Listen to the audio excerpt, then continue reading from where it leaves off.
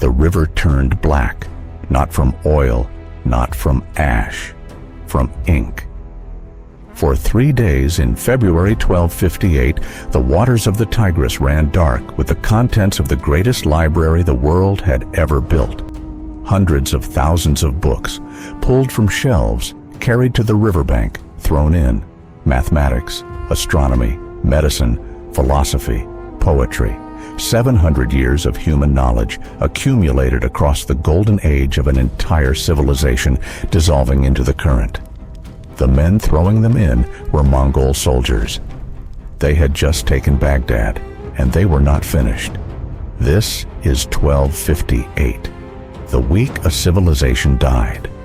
By the end of this video, you will understand why historians call the Fall of Baghdad the single most destructive week in the history of human civilization.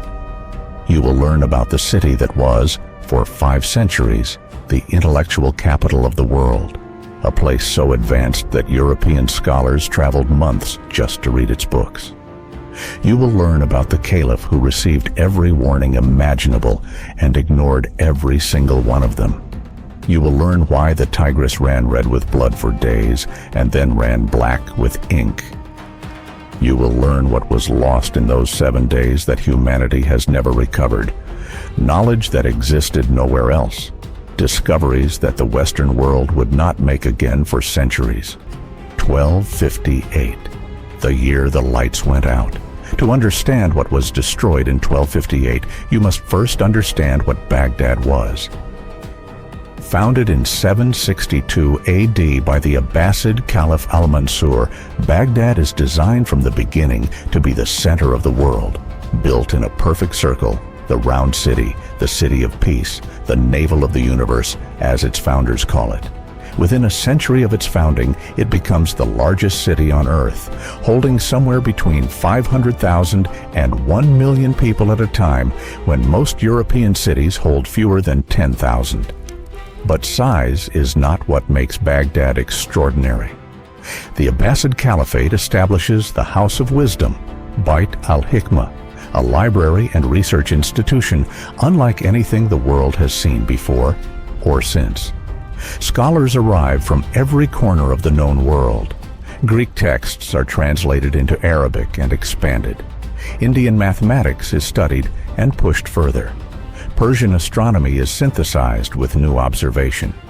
The greatest minds of the age gather in one city and build on each other's work for generation after generation.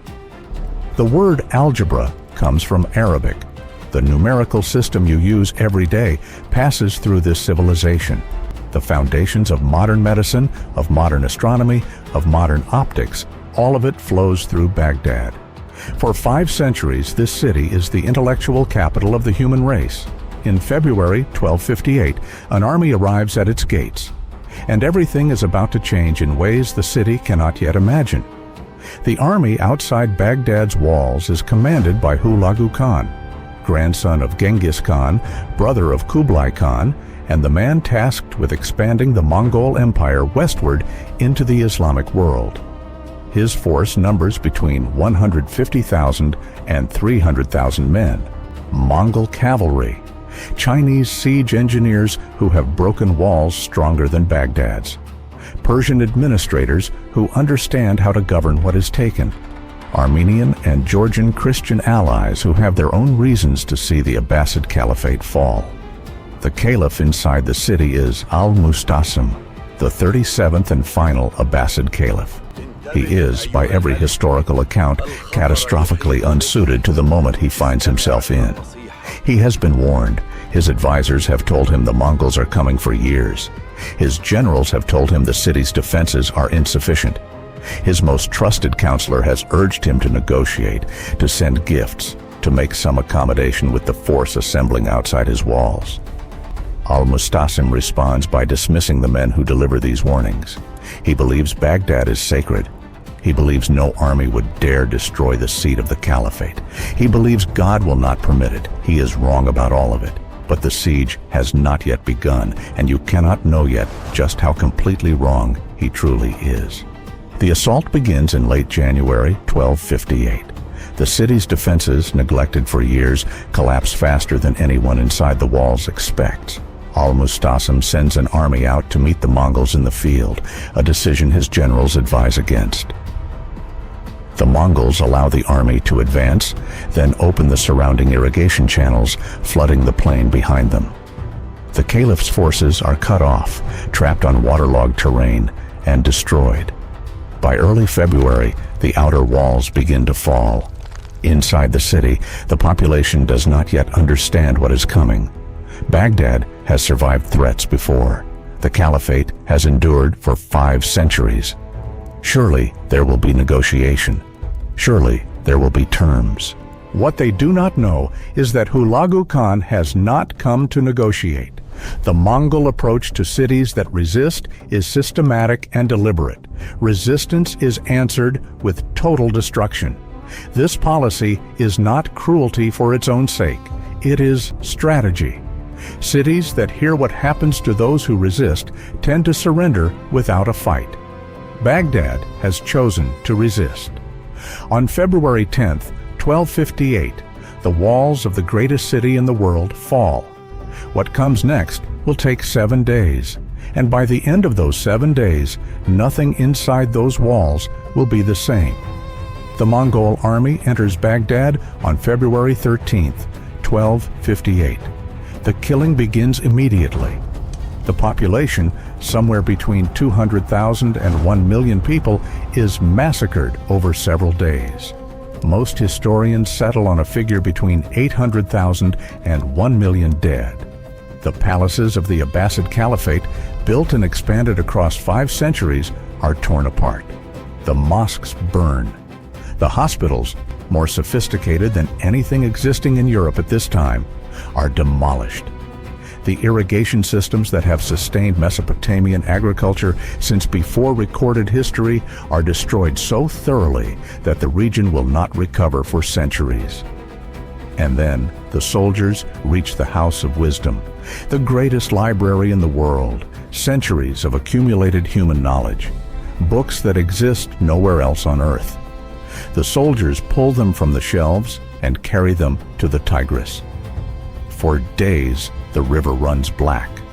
Scholars who witness it write that a man could walk across the Tigris on the backs of floating books, that the ink darkened the water for miles downstream, that they watched centuries of knowledge dissolve into the current and understood in that moment that something had ended that could not be brought back. But the worst moment of 1258 is still coming. Al-Mustasim surrenders on February 10th, hoping it will stop what is coming. It does not. Hulagu summons the Caliph. He shows him the treasury of Baghdad, the gold and jewels accumulated while the city's defenses crumbled, while soldiers went unpaid, while the walls that should have protected his people were left to deteriorate year after year. Hulagu asks the Caliph why he did not use this wealth to defend his city, to pay soldiers, to reinforce the walls, to send gifts that might have delayed the army now destroying everything he was responsible for protecting. Al-Mustasim has no answer. The Mongols have a specific tradition regarding the execution of royalty. Royal blood must not be spilled on the ground.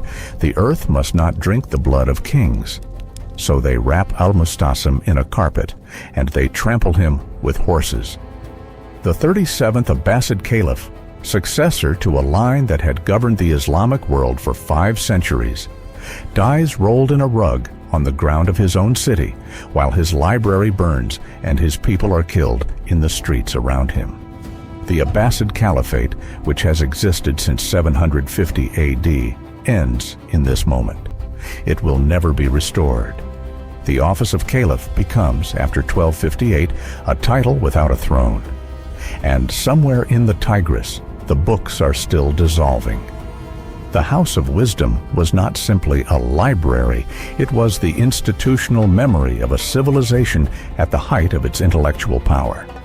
The works of Aristotle, translated into Arabic and expanded by 5 centuries of Islamic scholarship, burned. Astronomical tables charting the movement of every known star, burned.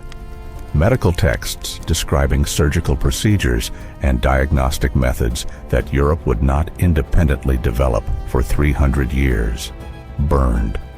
Mathematical works that had taken algebra beyond anything the ancient Greeks had imagined, burned. Al-Kindi, Ibn Sina, whom Europeans called Avicenna, Al-Khwarizmi, whose name gives us the word algorithm. The work of these men and hundreds of others like them existed, in many cases, only in Baghdad. Some survived. Scholars fleeing the city carried manuscripts with them. Copies existed in Cairo, Damascus, Cordoba. But the totality of the loss is impossible to calculate precisely because we do not know exactly what was there.